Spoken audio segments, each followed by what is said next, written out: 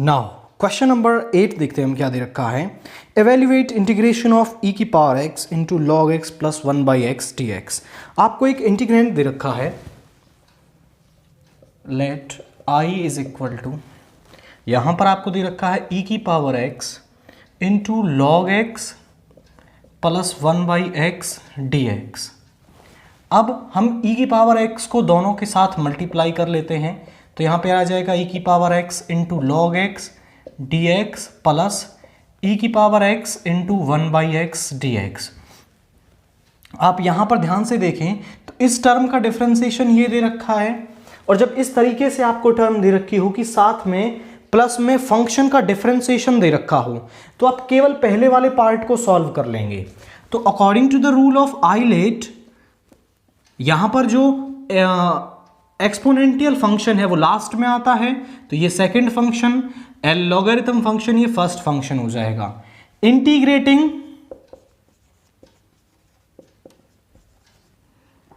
By parts, केवल पहले integral को बाय पार्ट्स, फर्स्ट इंटीग्रल, पहले इंटीग्रल को बाय पार्ट से हम इंटीग्रेट करेंगे।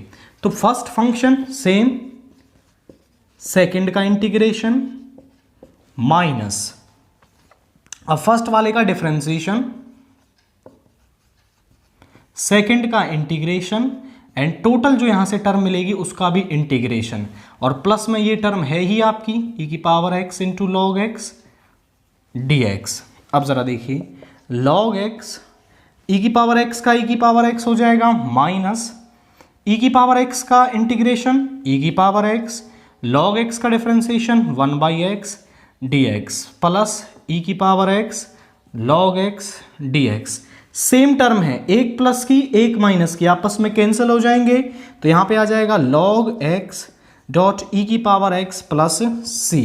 ये क्या है, आपका इंटीग्रल है इस इंटीग्रांड को सॉल्व करने पर। आप डायरेक्टली भी इसको बता सकते हैं, कैसे, आपको यहां पर लिखना होगा, जब इस तरीके का केस हो e की power x into F x plus उसका डिफरेंशिएशन आपको दे रखा हो, तो उसको आप डायरेक्टली लिख सकते हैं e की पावर एफ एक्स प्लस सी। इसका ये आंसर होता है। आप इस टर्म को बताकर डायरेक्टली भी इसका आंसर यहां पर ये लिख सकते हैं। देन इसके बाद क्वेश्चन नंबर 9 देखिए क्या दे रखा है। यहां पर भी आपको एक इंटीग्रल दे रखा है, root x upon root x plus under root a minus x dx। यहां पर हम एक प्रॉपर्टी इस्तेमाल करेंगे कि 0 to a f x dx को आप लिख सकते हैं 0 to a f of a minus x dx। मतलब जहां पर भी x है फंक्शन में, वहां पर आप x की जगह लिख सकते हैं अपर लिमिट माइनस x, और तो भी जो उन दोनों की जो वैल्यू है वो क्या आती है, आपकी सेम आती है हमेशा। तो यही प्रॉपर्टी हम यहां पर लगाएंगे, इसको फर्स्ट मान लें। तो यही प्रॉपर्टी यहां लगाने पर क्या बन जाएगा, जहां पर भी x है वहां पर अपर लिमिट 0 टू a ही दे रखी है, तो x की जगह हो जाएगा a माइनस एक्स, यहां पर हो जाएगा a माइनस एक्स, और यहां पर x की जगह भी हम लिखेंगे क्या, a माइनस एक्स dx। यहां पर आ गया i 0 to a under root of a minus x over a minus x. जब इसमें ये माइनस साइन अंदर जाएगा तो ये a माइनस का हो जाएगा एंड x हो जाएगा प्लस का, तो यहां पे आ जाएगा प्लस रूट एक्स dx। इसको सेकंड मान लें। Adding first and second, first and second को हम ऐड कर देंगे, तो जरा क्या मिलेगा देखिए, लेफ्ट हैंड साइड से लेफ्ट हैंड साइड ऐड हो जाएगी, और यहां पर आ जाएगा 0 to a root x upon root x plus root a minus x plus ये टर्म है आपकी root a minus x upon root a minus x plus root x dx। दोनों को हमने ऐड कर दिया। अब जरा यहां देखें 0 टू a, क्योंकि डेनोमिनेटर दोनों का सेम है तो एलसीएम सेम आ जाएगा, root x plus root a minus x, यहां पे आ गया रूट एक्स, और यहां पे आ जाएगा under root a minus x dx। जब इससे इस टर्म को डिवाइड करेंगे तो बचेगा 1 की इससे मल्टीप्लाई रूट एक्स, इससे डिवाइड करेंगे तो भी 1 बचेगा, 1 को इससे मल्टीप्लाई करेंगे, ये टर्म आ जाएगी, ऊपर नीचे सेम टर्म कैंसिल हो जाएगी। यहां पर है आपका 2i, i plus i is 2i, तो यहां पे आ गया 2i is equal to 0 to a, यहां बचा 1 dx, 1 का इंटीग्रेशन क्या हो जाएगा x, लिमिट है 0 टू a, लिमिट पुट करेंगे upper limit minus lower limit, तो 2i किसके बराबर आ रहा है आपका, a के बराबर आ रहा है, i आ जाएगा a/2, इस 2 को इस तरफ ले जाएंगे तो i की वैल्यू क्या आई है आपके लिए, a/2 आ गई है इसमें। तो आपको क्या करना है, केवल ये प्रॉपर्टी इस्तेमाल करनी है, इसके बाद दोनों टर्म्स को आपको ऐड कर देना है, दोनों टर्म्स को ऐड करने के बाद यहां पर आप उसे कैंसिल करेंगे एंड यहां पर एक क्वाइट सिंपल सा इंटीग्रैंड आपके पास बन जाएगा, जिसे आप इजीली सॉल्व करके i की वैल्यू इसमें निकाल सकते हैं। देन इसके बाद जो क्वेश्चन नंबर 10 आपको दे रखा है, find the differential equation of the family of curves given by, आपको एक कर्व्स की इक्वेशन दे रखी है, वहां से a और b को एलिमिनेट करके आपको क्या निकालना है, डिफरेंशियल इक्वेशन फॉर्म करनी है। ओके, तो जरा देखिए क्वेश्चन नंबर 10 क्या दे रखा है, the given equation of curve is, यहां पर गिवन इक्वेशन ऑफ कर्व क्या है, x y is equal to a e की power x plus b e की पावर माइनस x। यहां से इस a और b को एलिमिनेट करके मुझे डिफरेंशियल इक्वेशन फाइंड आउट करनी है। तो आप ध्यान से देखें, जब भी हमें डिफरेंशियल इक्वेशन बनानी हो तो डिफरेंशियल इक्वेशन बनाने के लिए हम वहां पर जो आर्बिट्रेरी कांस्टेंट दे रखे होते हैं उनको रिमूव करते हैं, और जैसे ही आप उन्हें रिमूव करोगे आपके पास डिफरेंशियल इक्वेशन बन जाएगी। एंड आपको कितनी बार डिफरेंशिएशन करना है ये भी आप समझ लें, जितने आर्बिट्रेरी कांस्टेंट आपको उस डिफरेंशियल इक्वेशन में दे रखे हैं उतनी बार ही आपको डिफरेंशिएशन करना है। तो यहां पर आपको कितने दे रखे हैं, 2 आर्बिट्रेरी कांस्टेंट दे रखे हैं, तो आपको 2 बार डिफरेंशिएशन करना होगा। एंड फिर जैसे ही a और b आपके रिमूव हो जाएंगे आपकी जो डिफरेंशियल इक्वेशन है वो फॉर्म हो जाएगी। तो हम एक बार डिफरेंशिएट करते हैं, differentiating on both side with respect to x। यहां पर first function same, product rule लगेगा दोनों में, y का differentiation dy by d x plus y same, x का डिफरेंशिएशन 1 आपका is equal to a constant है e की पावर x का, e की power x plus b e की पावर माइनस x, और माइनस x का क्या हो जाएगा, -1 हो जाएगा आपका। तो इस -1 को मैं यहां पर ले आता हूं एंड ये साइन हो जाएगा आपका माइनस का। अब हम एक बार फिर से डिफरेंशिएट करेंगे, differentiating again on both side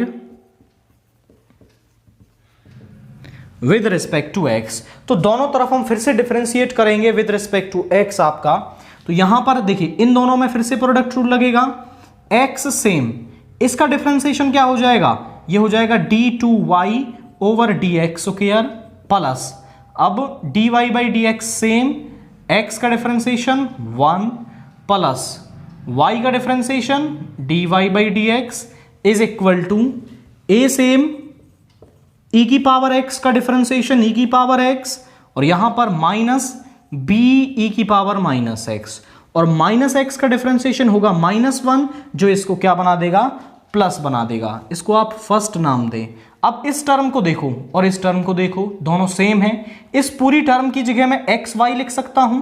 तो फ्रॉम फर्स्ट यहां पे आ गया x d2y over dx square plus dy by d x plus dy by d x, ये हो जाएगा आपका 2dy by d x is equal to, इस पूरी टर्म की जगह हम लिख सकते हैं x y, which is required differential equation. तो यही क्या है आपकी रिक्वायर्ड डिफरेंशियल इक्वेशन है।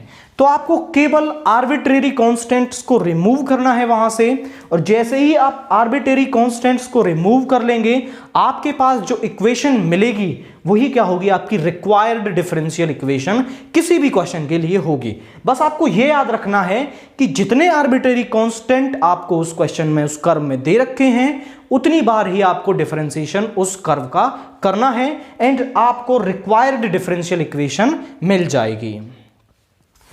नाउ क्वेश्चन नंबर 11 देखिए, find the probability of getting 5 twice in 6 rolls of a die. मतलब आपको एक डाई को फेंका जाता है और उस डाई को फेंकने पर हमारे लिए देखिए आउटकम क्या क्या हो सकती है। हो सकता है हमें 1 मिले, हो सकता है हमें 2 मिले, 3, 4, 5 और 6 नंबर हमें मिल सकते हैं। उसमें से आपको 5 कितनी बार मिले, जो 5 है वो 2 बार मिले, इसकी प्रोबेबिलिटी आपको बतानी है। तो हम इसमें 5 को सक्सेस मान लेंगे, मतलब 5 का आना सक्सेस है। Let P denotes the probability of success। P क्या है आपका, probability of success को डिनोट करता है। That means getting 5 का आना सक्सेस माना है हमने। And Q denotes the probability of failure, और जो Q है वो probability of failure को डिनोट करता है। तो P की वैल्यू क्या हो जाएगी हमारे पास, देखिए 5 1 टाइम आ सकता है, टोटल होते हैं 6। Q 5 ना आने की प्रोबेबिलिटी हो जाएगी 1 minus P, that means 5/6। Let X denotes the random variable of success.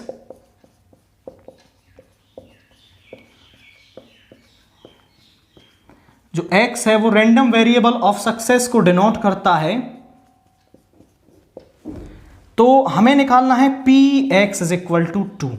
मतलब x इज इक्वल टू 2 का मतलब है जो सक्सेस है, मतलब सक्सेस मतलब 5 है, वो 2 बार आए, इसकी प्रोबेबिलिटी बताइए।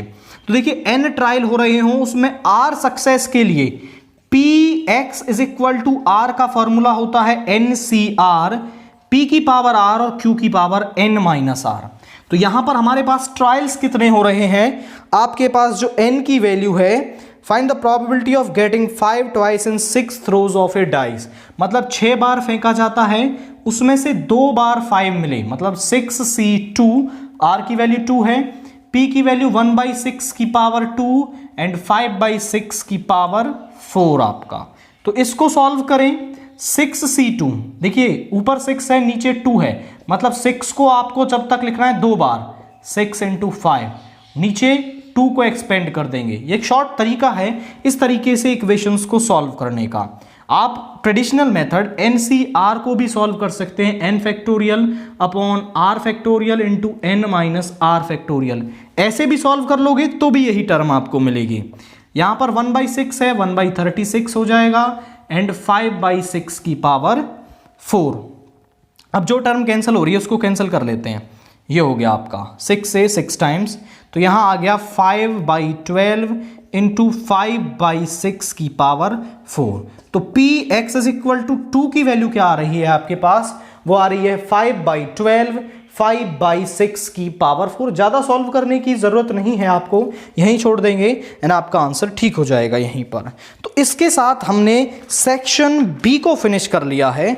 अब हम देखते हैं आपका सेक्शन सी। सेक्शन सी आपको 4 मार्क्स क्वेश्चन दे रखे हैं एंड सबसे पहला क्वेश्चन आपको क्या दे रखा है, जरा देखिए क्वेश्चन नंबर 12।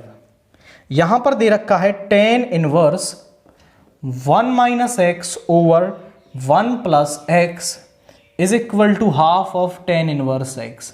यहां से इस ट्रिग्नोमेट्रिक इक्वेशन को सॉल्व करके आपको x की वैल्यू बतानी है। तो यहां से x की वैल्यू बताने के लिए देखिए जरा हम क्या करते हैं, इसमें x को tan थीटा पुट कर देते हैं। यहां पर हम x को tan थीटा पुट कर देंगे, put x is equal to tan theta. तो यहां पर देखिए क्या बनेगा, tan inverse 1 - tan theta upon 1 + tan theta. And यहां पर क्या बनेगा 1/2 of tan inverse into tan theta. यहां पर 1 - tan theta upon 1 + tan theta formula होता है आपका tan π/4 - थीटा का। तो यहां पर हम ये वैल्यू लिख देंगे, ये बन गया tan π/4 - थीटा। यहां पर टेन इनवर्स से टेन कैंसिल हो गया, बचा केवल थीटा, तो थीटा बाई 2। यहां पर भी टेन इनवर्स से टेन कैंसिल हो गया, यहां पर आ गया pi by 4 minus theta is equal to theta by 2। ये माइनस का इधर जाके प्लस का हो जाएगा, तो theta plus theta by 2 is equal to pi by 4। तो यहां से इसको सॉल्व करेंगे तो वैल्यू आ जाएगी, एलसीएम आएगा 2, ये बन जाएगा 3 theta by 2 is equal to pi by 4। 2 divide में इधर जाके मल्टीप्लाई में, तो pi by 4 into 2 and 3 multiply में इधर आके डिवाइड में, तो यहां से अल्टीमेटली थीटा क्या आ गया, पाई बाई 6। बट हमें थीटा की वैल्यू तो नहीं निकालनी थी, हमें निकालनी थी एक्स की वैल्यू। तो एक्स बराबर है 10 थीटा के, यहां पर इसको इसमें पुट कर दो, x is equal to 10 pi by 6, और 10 पाई बाई 6 मीन्स 10/30 की वैल्यू होती है आपकी 1/√3। तो जो x है वो क्या आ गया आपका 1/√3 आ गया है इस क्वेश्चन के लिए। तो केवल आप यहां पर x tan इनवर्स को, जो x है उसको tan थीटा पुट करेंगे तो क्वाइट सिंपल तरीके से आप इस क्वेश्चन को सॉल्व कर सकते हैं। देन इसके बाद जो क्वेश्चन है, question number 13, differentiate log x raise to the power log x with respect to x। तो आपको एक फंक्शन दे रखा है, let y is equal to log x की पावर log x, ये फंक्शन दे रखा है, इसको with respect to x differentiate करना है आपको। तो यहां पर देखिए फंक्शन की पावर फंक्शन दे रखी है, और जब ऐसा केस आ जाए कि फंक्शन की पावर फंक्शन दे रखा हो तो ऐसे फंक्शंस को हम लॉगरिथम फंक्शंस बोलते हैं। तो हमें दोनों तरफ log लेके ही इस क्वेश्चन को सॉल्व करना होगा। तो taking log dot on both side,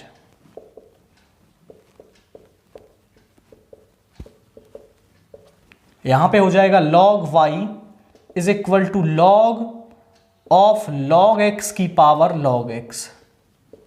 log में फंक्शन की पावर कुछ भी दे रखी हो वो कहां आ जाती है, आगे आ जाती है, एंड फंक्शन सेम रह जाता है आपका।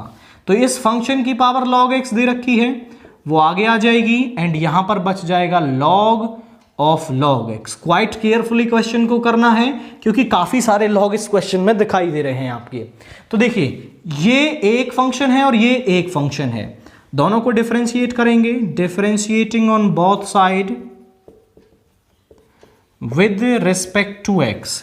यहां पर पहले log का करेंगे तो 1/y और फिर y का differentiation dy/dx is equal to, first function का सेम रखेंगे हम, सेकंड का डिफरेंशिएशन। देखिए इसमें सबसे पहले इस बाहर वाले log का करते हैं, वो हो जाएगा 1/log x, फिर इस अंदर वाले log का करेंगे तो वो हो जाएगा आपका 1/x, और x का करेंगे तो वो हो जाएगा 1। बाय चेन रूल आपको इसको डिफरेंशिएट करना है। फिर अब ये सेकंड फंक्शन सेम रहेगा,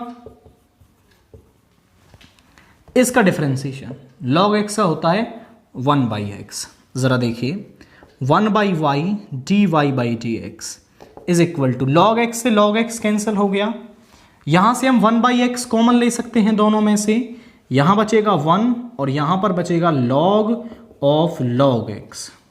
y इधर डिवाइड में है, इधर आके मल्टीप्लाई में हो जाएगा, तो dy/dx is equal to, y multiply में आएगा, डायरेक्ट उसकी वैल्यू रख देते हैं यहां से, log x की power log x into 1/x, 1 plus log of log x। तो यही क्या है आपका डिफरेंशिएशन है इस पर्टिकुलर क्वेश्चन के लिए। तो पहले आपको इसमें log ले लेना है, देन उसके बाद रिक्वायर्ड प्रॉपर्टीज का यूज करके आप इस क्वेश्चन को इजीली सॉल्व कर सकते हैं। नाउ क्वेश्चन नंबर 14 देखिए, if x is equal to a cos 4t and y is equal to a sin की power 4t, find the equation of tangent to the curve at t is equal to pi/4। तो इस curve पर मुझे क्या निकालनी है, equation of tangent find out करनी है। तो इक्वेशन ऑफ टेंजेंट निकालने से पहले हम इसमें स्लोप ऑफ टेंजेंट निकालेंगे, एंड देन उसके बाद हम इसको सॉल्व कर लेंगे। तो जरा देखिए क्वेश्चन नंबर 14 में the given equation of curves are,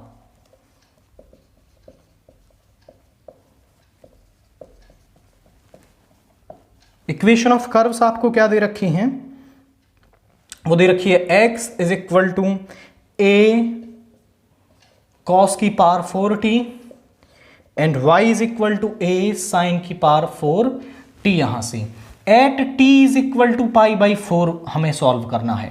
तो t is equal to pi by 4 पर पहले हम इन पॉइंट्स की वैल्यू निकाल लेते हैं। तो यहां पर जरा देखिए x is equal to a cos pi by 4 की पावर 4। अब cos पाई बाई 4 क्या हो जाएगा आपका, वो होता है 1/√2 और 1/√2 की पावर 4। अब 1/√2 की पावर जो 4 है वो क्या होगी, मतलब नीचे √2 है जो 4 टाइम्स मल्टीप्लाई होगा। तो आप ध्यान से देखिए ये 2 इंटू 4, तो ये हो जाएगा a/4 आपका।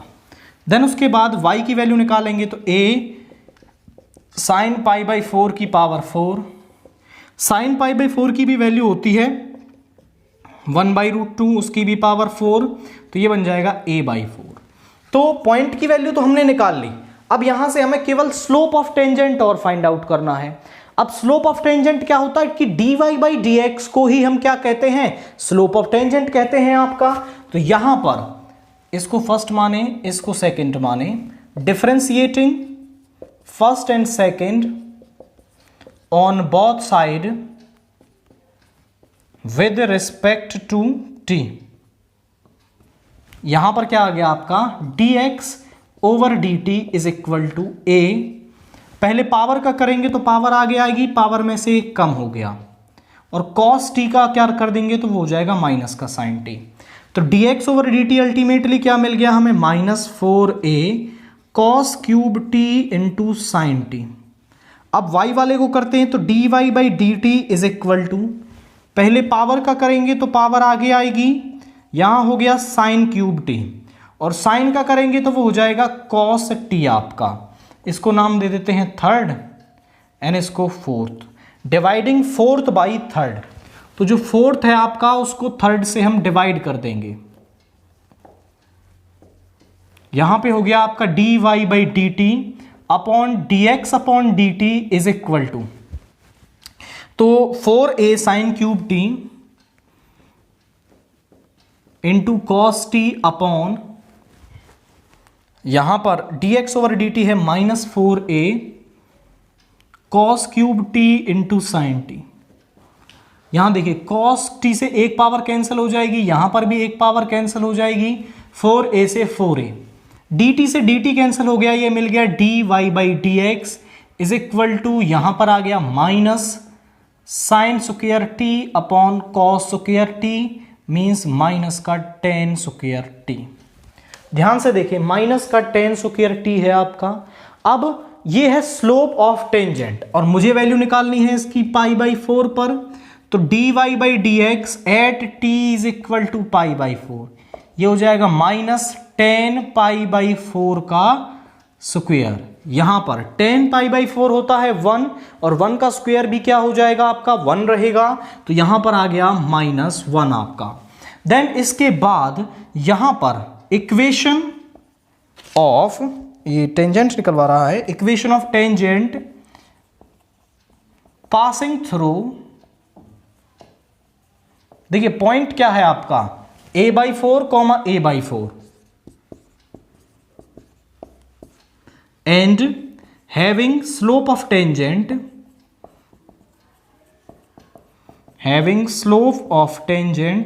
-1। तो स्लोप ऑफ टेंजेंट क्या है आपका -1 है, तो स्लोप ऑफ टेंजेंट -1 आ गया, एंड पॉइंट दे रखा है, तो इक्वेशन क्या होती है y-y1 is equal to m into x-x1।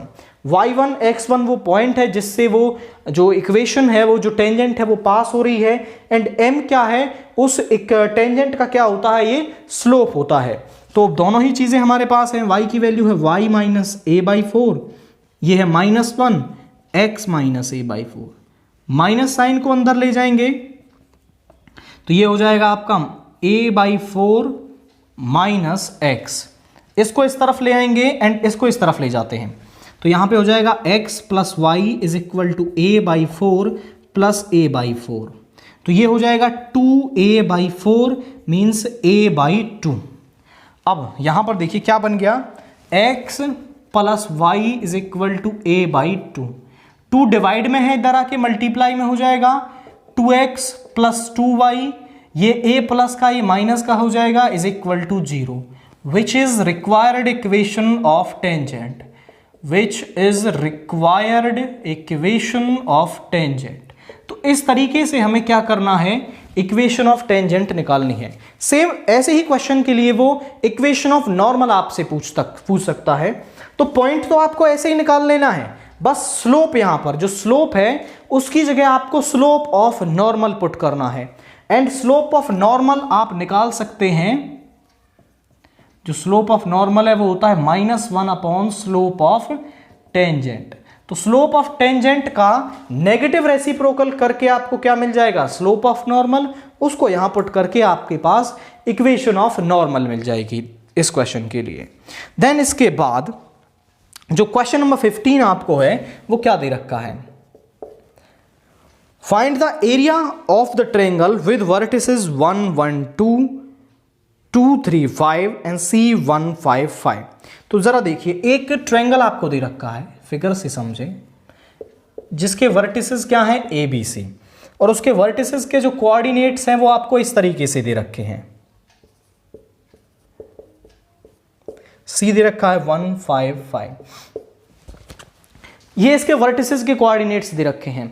मैं साइड का वेक्टर निकाल सकता हूं with the help of vertices. तो यहां से आपके पास position vector of A B निकाल सकते हैं, आप position vector of A C निकाल सकते हैं। तो यहां से देखिए, आपके पास फॉर्मूला होता है एरिया ऑफ ट्रायंगल का। एरिया ऑफ ट्रायंगल होता है 1/2 इंटू ए वेक्टर क्रॉस बी वेक्टर का मॉड्यूलस। ए वेक्टर क्रॉस बी वेक्टर, जहां पर जो ए वेक्टर और बी वेक्टर हैं वो क्या होती हैं, वो उस ट्रायंगल की एडजेसेंट साइड्स होती हैं। अब इस ट्रायंगल की कोई भी दो एडजेसेंट साइड आप ले लें, एडजेसेंट मतलब लगातार, जैसे ये और ये और ये, या फिर ये और ये, बी सी और ए सी, ऐसे कोई भी दो एडजेसेंट साइड लें, उनका वेक्टर निकालें, उनका क्रॉस प्रोडक्ट करके हमें क्या कर देना है, उसका मॉड्यूलस कर देना है, एंड हम इससे इसका एरिया फाइंड आउट कर सकते हैं। तो जरा देखें, ए बी और ए सी क्या है, एडजेसेंट साइड्स हैं। तो P V of A B निकाल लेते हैं हम। Position vector of A B क्या होगा आपका, तो देखिए, या फिर हम पहले vertices position vector of A लिखते हैं हम। ए का पोजीशन वेक्टर क्या बन जाएगा, I cap plus J cap plus 2k cap. Position vector of B जरा देखिए क्या बन जाएगा, वो बन जाएगा 2i cap 3j cap plus 5k cap. अब हम यहां पर निकाल लेते हैं A B vector. A B vector क्या होगा, position vector of B minus position vector of ए।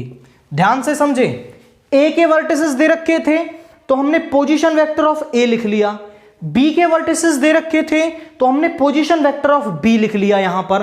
अब ए बी वेक्टर हमें निकालना होगा क्योंकि हमें चाहिए साइड। तो ए बी वेक्टर के किसके बराबर होगा, position vector of B minus position vector of A. तो पोजीशन वेक्टर ऑफ बी में से इसको सबट्रैक्ट करेंगे, 2 - 1 is 1 I cap, 3 - 1 is 2j cap, 5 - 2 is 3k cap. ये है आपका ए बी वेक्टर। देन हम ए सी वेक्टर और निकाल लेते हैं। तो पोजीशन वेक्टर ऑफ सी और यहां पर आप लिख लेना, वो हो जाएंगे i plus 5j plus 5k cap. अब हम निकाल रहे हैं ए सी वेक्टर। तो ए सी वेक्टर वो हो जाएगा position vector of C minus position vector of A. दूसरे वाले में से, पीछे वाले में से आगे वाले को सबट्रैक्ट करके हमें उस साइड का पोजीशन वेक्टर मिल जाता है। तो सी में से ए को सबट्रैक्ट करेंगे, 1 - 1 is 0i cap plus 5 - 1 is 4j cap, 5 - 2 is 3k cap. यह है आपका ए सी वेक्टर। तो ए बी वेक्टर हमें मिल गया, ए सी वेक्टर हमें मिल गया, दो एडजेसेंट साइड्स हमें मिल गई हैं आपकी। अब दो एडजेसेंट साइड हमें मिल गई, हमें इनका क्रॉस प्रोडक्ट फाइंड आउट करना है। तो हम निकाल लेते हैं A B vector cross A C vector. यहां पर ऊपर आप आई जे के लिखेंगे, यहां पर ए बी वेक्टर के आई जे और के कोफिशिएंट्स, तो वो है 1 2 3, यहां पर है 0 4 3। अब इसको एक्सपेंड कर देते हैं, आई इस रो इस कॉलम को छोड़ेंगे, 3 2 जा 6 - 12 माइनस जे, इस रो इस कॉलम को छोड़ेंगे 3 - 0 प्लस के कैप 4 माइनस 0। ध्यान से देखिए 6 माइनस 12 हो जाएगा आपका माइनस 6i कैप, ये हो जाएगा माइनस का 3j कैप एंड ये हो जाएगा आपका प्लस का 4k कैप। ये है आपका A B vector cross A C vector. आप इसका स्क्रीनशॉट लें, हम इसको यहां से इरेज करने वाले हैं।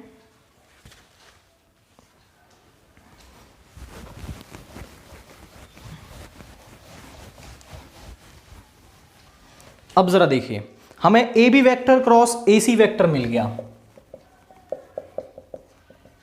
उसकी वैल्यू क्या आई है आपके पास? वो आई है minus 6i cap minus 3j cap plus 4k cap, आपके पास वैल्यू आ गई। इसका हमें निकालना है modulus,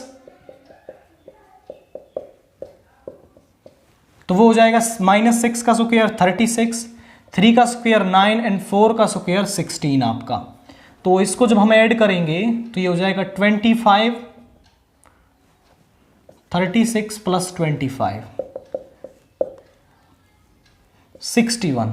so area of triangle ABC is equal to 1/2 into A B vector cross A C vector का मॉड्यूलस। फॉर्मूला क्या बना है? कोई भी दो एडजेसेंट साइड्स, उनका क्रॉस मल्टीप्लीकेशन एंड उनका मॉड्यूलस को आपको डिवाइड करना है 2 से, तो आपके पास एरिया मिल जाएगा। ये टर्म हमने निकाल ली, इस टर्म की वैल्यू आई है √61 और नीचे है 2। तो एरिया ऑफ ट्रायंगल क्या है? √61/2 स्क्वायर यूनिट्स आपका एरिया है इस ट्रायंगल के लिए। आप चाहते तो यहां पर BC वेक्टर या CB वेक्टर और CA वेक्टर ले सकते थे। CB वेक्टर और CA वेक्टर भी दोनों क्या है? एडजेसेंट साइड्स हैं आपकी। आप यहां पर चाहते तो BA वेक्टर और BC वेक्टर भी ले सकते थे, क्योंकि ये भी एडजेसेंट साइड है। तो कोई भी दो एडजेसेंट साइड आपको ले लेनी है एंड ये फॉर्मूला यूज करके आप किसी भी ट्रायंगल का जो एरिया है उसको फाइंड आउट कर सकते हैं। नाउ क्वेश्चन नंबर 16 देखिए, an urn contains 5 red and 3 black balls. आपके पास एक अर्न है जिसमें 5 रेड एंड 3 ब्लैक बॉल्स हैं एंड एक दूसरा अर्न है, second urn contains 3 red and 5 black balls. An urn is selected. दोनों अर्न्स में से, अर्न मतलब होता है एक बर्तन, आपका कोई भी बर्तन हो सकता है। दोनों अर्न में से एक अर्न को चूज किया जाता है and A ball is drawn from it, और उसमें से एक बॉल निकाली जाती है। If it the ball is black, और जो बॉल निकाली गई है उसका कलर बता दिया कि वो ब्लैक बॉल है, तो इस बात की प्रोबेबिलिटी बताइए, find the probability that it is from first earn. इस बात की प्रोबेबिलिटी बतानी है कि वो फर्स्ट अर्न से आपकी निकाली गई हो। तो यहां पर देखिए, अर्न फर्स्ट में डाटा लिख लेते हैं इसका। Earn first contains 5 red plus 3 black balls, means total 8 balls हैं उसके पास। एंड अर्न सेकेंड कंटेन्स, उसके पास है 3 red plus 5 black balls, means total 8 balls हैं आपके पास। यहां पर भी 8 बॉल्स हैं। देन इसके बाद an urn is selected at random, मतलब दोनों अर्न्स में से कोई भी अर्न सिलेक्ट किया जाता है।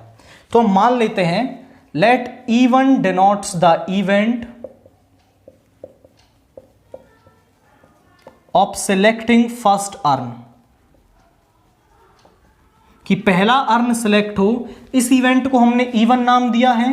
And E2 denotes the event of selecting second earn, और E2 इवेंट है आपका कि आप सेकेंड अर्न को वहां पर सिलेक्ट करें।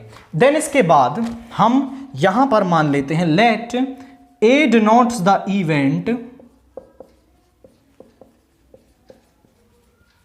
Late A denotes the event of selecting black ball, और जो A इवेंट है वो किसका है? हम वहां से ब्लैक बॉल सिलेक्ट करें, उसका इवेंट किसके द्वारा दिखाया जाता है आपका? वो E है आपका। देन इसके बाद अब ये बेस थ्योरम से क्वेश्चन है, तो पहले हम निकालते हैं PE1, मतलब फर्स्ट अर्न को सिलेक्ट करने की प्रोबेबिलिटी। टोटल अर्न्स 2 हैं, अर्न 1 उसमें 1 है, तो इसकी प्रोबेबिलिटी क्या हो जाएगी? 1/2, जो बराबर होगी PE2 के। PE1 और PE2 मतलब एक फर्स्ट अर्न को सिलेक्ट करने की प्रोबेबिलिटी क्या हो गई? 1/2, सेकेंड की भी 1/2 रहेगी। देन उसके बाद PA/E1, अब ध्यान से देखिए, PA/E1 का मतलब क्या है, प्रोबेबिलिटी ऑफ ड्राइंग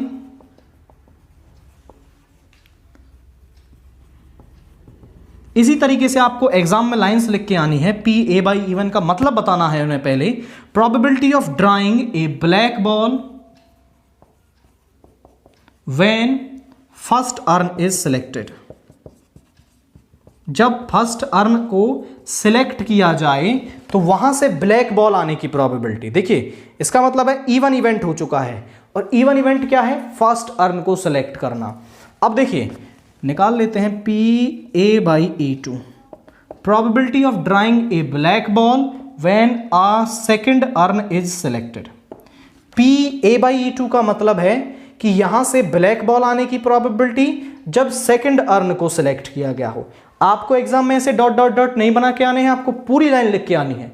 यहां पर हमने बना दिया है थोड़ा जल्दी हो जाए, इसलिए आपको पूरी लाइन लिखनी है सेम तरीके से। यहां पर बस फर्स्ट की जगह पर सेकंड अर्न आएगा। अब हम निकाल लेते हैं PA/E1। PA/E1 first earn select हो गया।